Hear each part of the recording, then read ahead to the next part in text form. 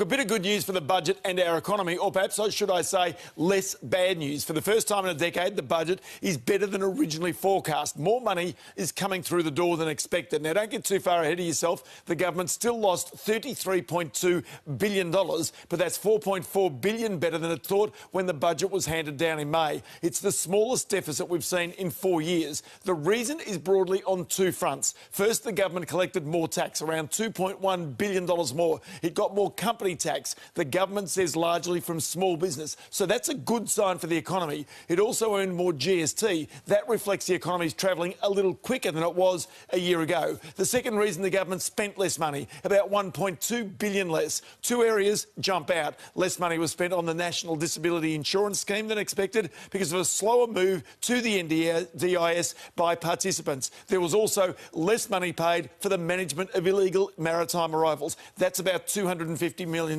Also, with 250,000 new jobs created last year, there was around $200 million less paid for work for the dole schemes. So that's all the good news, but it's only a start. It has to continue. The federal government ended the financial year with $322 billion in net debt. The loss in the financial year added to that, even if it was at a slower rate. The bigger issue is the budget hasn't been in surplus or a profit for more than a decade, so the debt is piling up. It's now 18% of the value of our economy. The interest on that debt, $12.4 billion a year. So a quick ready reckoner, if anybody asks you, about $1 billion a month of your taxes goes to paying interest on the government's debt. But it's better news. Leave all the politics aside, long may it continue. The Dow Jones down 11 points, the $1.78.8 US cents. Let's go back to Griffith.